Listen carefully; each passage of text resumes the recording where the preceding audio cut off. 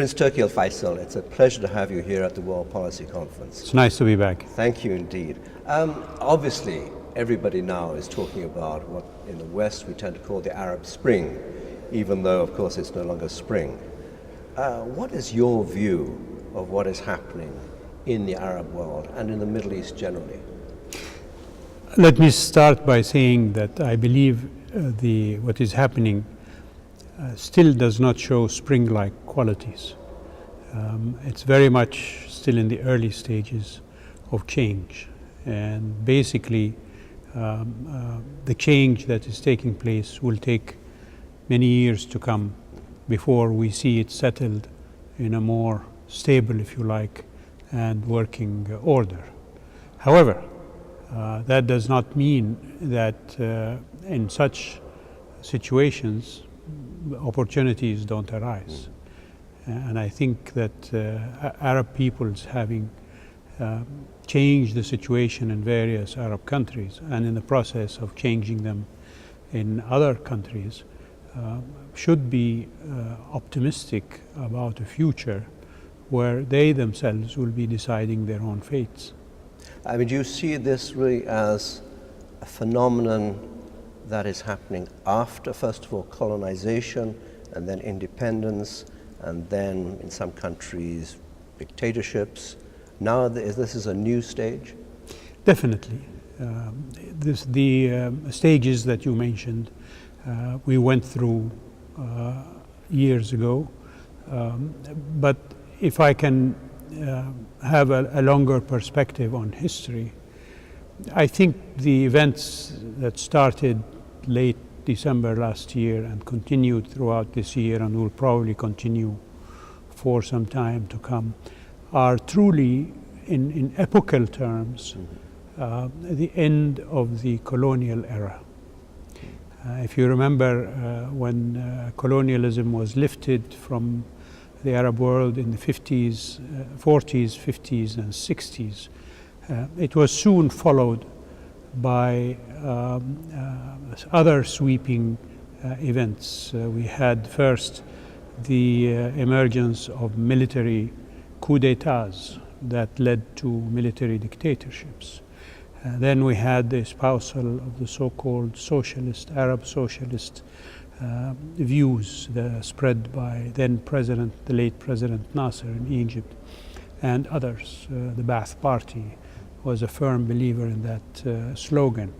And then, of course, we had since then the rise of so-called Islamic solidarity with the formation of the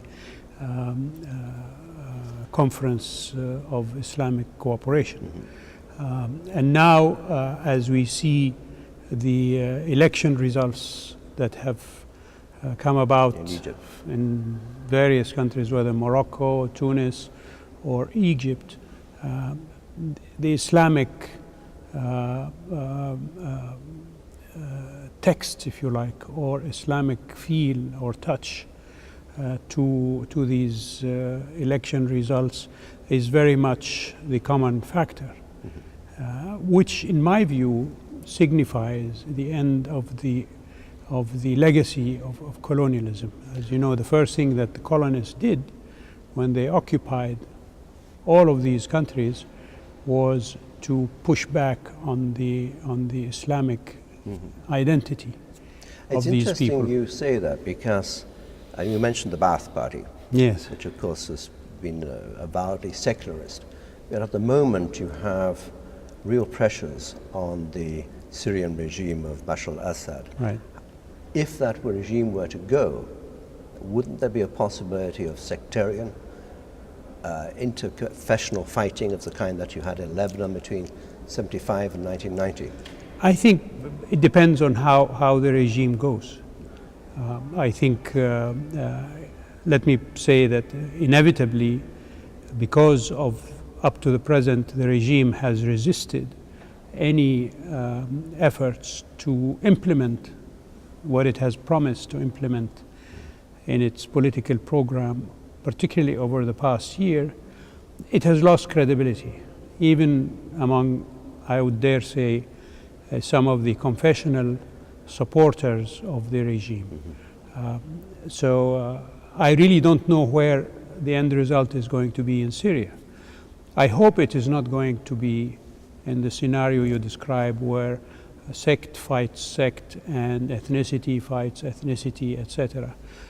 But I think that very much depends on how the present regime removes itself, if you like, or is removed in a kind of compromise that allows for the damping down of the passions, if you like, that are now beginning to show themselves clearly, whether sectarian or otherwise. Let me finish with one last question.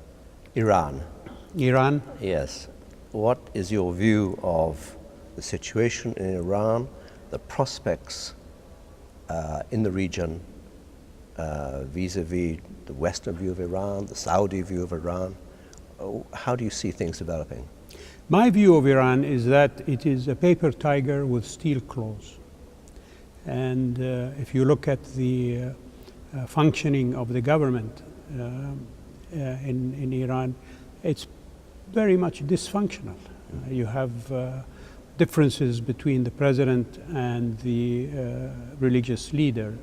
The parliament is very much an opponent of the president rather than a supporter. And the centers of power in Iran are diffuse, which complicates things. It makes it difficult for other governments to deal with them. They don't know who to deal with. Yes. They may strike a bargain with the president and find that, in fact, it is somebody else who is the decision maker in this. So it's a dysfunctional government, but it has these steel claws that it can use to its own advantage. For example, Hezbollah in Lebanon, the Islamic Jihad in Palestine is very much a creation of Iran. Parties and militias in Iraq are very much beholden to Iran and do its biddings. People in Gulf states like Bahrain or even Saudi Arabia or in other places are also beholden to Iran. So it is through these steel claws that Iran wields influence, and unfortunately that influence is so far hasn't appeared to be for the general good of the people. If Iran were to achieve nuclear weapon capability, how should the rest of the world react? Well, I think even before, as you say, Iran achieves nuclear capability, the world has a current and immediate responsibility to push for a zone free of weapons of mass destruction in the Middle East. The NPT review conference last year in New York approved the establishment of that zone, and Iran also approved the establishment of the zone. And ironically, it was Iran in 1974 with Egypt that first introduced the idea of a nuclear-free zone in the Middle East under the Shah. Yes. And Iran has never abrogated that commitment. But so far, the pursuit of that effort has not yet acquired enough political support from the world powers to do something about it. I hope the decision undertaken by the NPT conference to hold a conference in 2012 on this issue will give it the necessary push, if you like, for it to be established. Once that zone is established, then neither Iran nor any other country in the area will go that route. Israel already has. Well, hopefully Israel will give them up, and why not?